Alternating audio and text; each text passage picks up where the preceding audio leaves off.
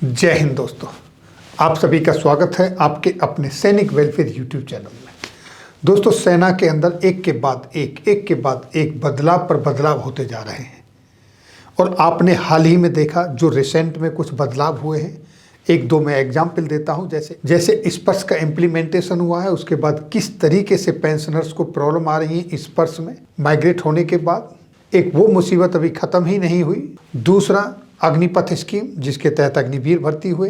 अभी हाल ही में आप देखा, एक पहले अग्निवीर की शहादत के बाद किस तरीके से उस अग्निवीर के सम्मान का मुद्दा सोशल मीडिया में छाया रहा, वो भी आपसे छुपा नहीं है। और दूसरा, कुछ ही दिन पहले किस तरीके से कमांडिंग ऑफिसर को अग्निवीर ने कहा कि मैं 8 घंटे से ज़्यादा ड्यूटी नहीं करूँगा। इस मुद्दे ने भी काफ़ी तूल पकड़ा और इस तरह की अनेकों वारदातें हैं। लेकिन अब सेना के अंदर जो बदलाव होने जा रहे हैं वो बड़े ही अद्भुत बदलाव हैं और एक नहीं दो बदलाव की आज मैं बात करूंगा। और दोनों ही बदलाव अपने आप में बिल्कुल अलग हैं और दोनों की स्टेज भी अलग है। एक की डिमांड है और एक आपके राज्यसभा में 3 अगस्त को पेश भी किया जा चुका है।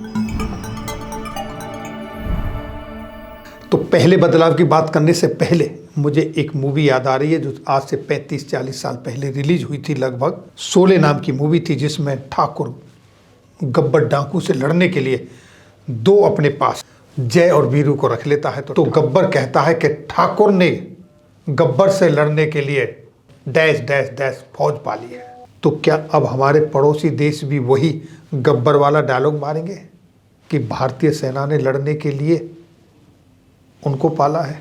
दोस्तों, जनसत्ता के अंदर एक खबर प्रकाशित हुई है कल। हालांकि ये खबर 3 अगस्त इसी साल राज्यसभा में भी ये मुद्दा उठा था, वहाँ गया था कि ट्रांसजेंडर पर्सन्स इन आर्म फोर्सेस, ट्रांसजेंडर लोगों को सशस्त्र बलों में लेने पर विचार, भर्ती खोलने पर सेना के सामने आएंगी ये चुनौतियाँ। यानी कि सेना के अंदर अब जो किन्नर होते हैं उनको भर्ती करने पर विचार हो रहा है। क्या वो होगा ऐसा? अगर ऐसा होगा तो क्या सेना एक रोजगार का माध्यम बन गई है कि ट्रांसजेंडर को, किन्नरों को एक रोजगार दिया जाए? क्या इससे सेना के स्टेटस पर फर्क नहीं पड़ेगा? या फिर सिर्फ पेंशन बचाने के लिए ही किन्नरों को भर्ती किया जा रहा है क्योंकि उनका परिवार नहीं है, फैमिली पेंशन नहीं मिलेगी? क्या होने वाला है आगे चल के ये तो पता नहीं, लेकिन ये बड़ा ही विचार का विषय है। इनके लिए अलग से बहुत सारी व्यवस्थाएं करनी पड़ेंगी और ये सही होगा या गलत, इस पर आपकी क्या प्रतिक्रिया, आप अपनी प्रतिक्रिया जरूर दें। लेकिन ये एक बदलाव होने जा रहा है, इसकी बात चल रही है। तो देखिए दोस्तों, भारतीय सशस्त्र बल ट्रांसजेंडर व्यक्तियों अधिकारों का संरक्षण अधिनियम 2019 और इसके प्रावधानों के तहत ट्रांसजेंडर व्यक्तियों के लिए संभावित रोजगार के अवसरों और उनके द्वारा निभाई जा सकने वाली भूमिकाओं पर विचार किया जा रहा है। ट्रांसजेंडर किन्नरों के लिए रोजगारों के अवसर ढूंढे जा रहे हैं। तो मैं समझता हूं कि सेना को तो इससे दूर रखना चाहिए था, लेकिन बड़े विद्वान लोग हैं, पढ़े लिखे लोग हैं, समझदार लोग हैं, उन्होंने कोई कदम उठाया होगा तो अलग बात है। ये हमारी सोच छोटी हो सकती है। इंडियन एक्सप्रेस को उच्च पदस्थ सूत्रों ने बताया कि अगस्त में बैठक के बाद प्रधान कार्मिक अधिकारी समिति PPOC द्वारा एक संयुक्त अध्ययन समूह का गठन किया गया था। सशस्त्र बल चिकित्सा सेवा महानिदेशक यानी DGFMS, director general of armed forces medical services के एक वरिष्ठ अधिकारी की अध्यक्षता वाले समूह को अधिनियम के निहितार्थों पर विचार विमर्श करने और रक्षा बलों में इनके कार्यान्वयन के लिए आगे का रास्ता सुझाने का काम सौंपा गया था।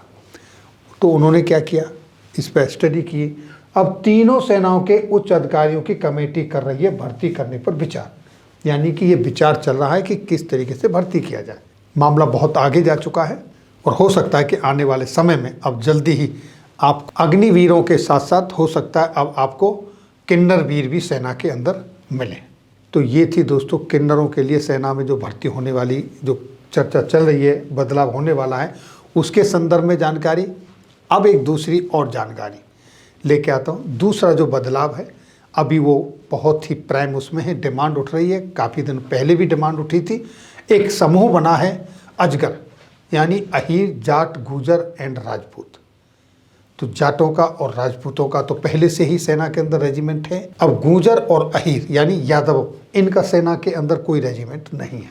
तो अब एक मांग और उठी है, आप सुने कि वो मांग क्या है इस वीडियो के माध्यम से। अभी हम लोग आर्मी में अपने अपने वर्ण के हिसाब से जाट समाज की रेजिमेंट है, राजपूत समाज की रेजिमेंट है, यादव समाज की रेजिमेंट नहीं है, गुर्जर समाज की नहीं है, और पीछे से इसकी मांग करते रहे हैं। एक छोटा सा सुझाव है जो आज बेशक हम संख्या में लोग कम है, लेकिन अगर हम इसको उठाएंगे तो हम एक अजगर रेजिमेंट की मांग करें, क्योंकि हमारे ही बच्चे इस पूरी सेना को संभालते हैं। मैं गया था जैसलमेर के दौरे पर, पाकिस्तान की सीमा में था, और मुझे मौका मिल गया किसी तरीके से कि मैं उस पोस्ट के ऊपर चढ़ गया जहाँ पर हमारा एक सैनिक, मैंने उससे पूछा क्योंकि उसकी आयु बहुत कम थी और वो पूरी SLR और पूरे दूरबीनों और सारी चीज़ों से लैस था। वो मध्य प्रदेश में एक राजपूत बेटा था और सिर्फ 21 साल और 3 महीने उसकी उम्र थी। सेना में भर्ती हुए उसको 1.5 वर्ष हुआ था, और उसके ऊपर जो पूरा उसका मैंने देखा SLR और पूरी मशीन गन और पूरा, और वो पाकिस्तान की सीमा पर देश की निगरानी कर रहा है। जब ऐसे बच्चे सिर्फ 21 साल की उम्र में सेना में जाकर पाकिस्तान के बॉर्डर पर लोहा ले सकता है, तो हम लोग अलग अलग क्यों बने? हमारा समाज जो बढ़ चुका है, आप गोत्र देख लीजिए। अभी कटारिया क्या है, मुझे बड़ी खुशी हुई। अभी कटारिया जी जाट है, राजपूत है, गुर्जर है, ये जरूर उनसे पूछना पड़ेगा, लेकिन हमारे गोत्र सेम है। चौहान, पवार, तोमर, आप कोई गोत्र लीजिए, यानी बंटवारा तो हमारा कहीं ना कहीं पे हुआ है। उस बंटवारे को हम लोग छुपाते हैं, जातों में बढ़ जाते हैं, लेकिन ये प्लेटफॉर्म ऐसा मिला है। मेरा जुड़ने का मुख्य कारण यही है, मेरे पिताजी की भी मांग रही है अजगर समाज के साथ साथ में, क्योंकि उन्होंने किसी एक जाति की राजनीति नहीं की। आज हम सब लोग इस अन्य राजनीतिक समूह बनाकर अजगर को लेकर चल रहे हैं, उसका मुख्य उद्देश्य यही है। आगे भी हमारा कार्यक्रम सफल हो, हर जिले में हम लोग जाएं, मैं यही कहना चाहता हूँ। धन्यवाद, जय हिंद। तो दोस्तों अभी आपने सुना, अजगर के एक प्रवक्ता कह रहे थे कि अजगर रेजिमेंट की मांग कर रहे थे। उनका भी कहना सही है, क्योंकि जिस तरीके से ये क्षत्रिय समाज के दो ग्रुप हैं, एक अहीर और गुर्जर, ये इनका रेजिमेंट नहीं है। और जब ये चारों जातियों ने, जाट, राजपूत, गुर्जर और अहीरों का एक अजगर ग्रुप बना है, तो एक अजगर रेजिमेंट बने ताकि उनमें उनकी भागीदारी हो, ये उनकी मांग है। तो दोस्तों ये जो दो बड़े बदलाव की बात चल रही है, एक तो बड़े काफ़ी एडवांस लेवल पे पहुंच चुका है, दूसरे की डिमांड काफ़ी लंबे समय से उठ रही है, वो गुर्जर अहीर रेजिमेंट के नाम से, यादव रेजिमेंट के नाम से, लेकिन अब ये चारों का मिलके एक अजगर रेजिमेंट के नाम से भी निकल कर आई है। तो बदलावों के दौर में आज ये चर्चा थी इन दो बदलावों की। इस पर आप अपने बहुमूल्य कमेंट्स जरूर दें, अपनी प्रतिक्रिया जरूर दें। क्या आप इनसे सहमत हैं, किससे सहमत हैं और किससे सहमत नहीं हैं? तो फिर मिलेंगे दोस्तों आपके वेलफेयर से जुड़ी हुई किसी अन्य जानकारी के साथ अगली वीडियो में। तब तक के लिए जय हिंद, जय भारत।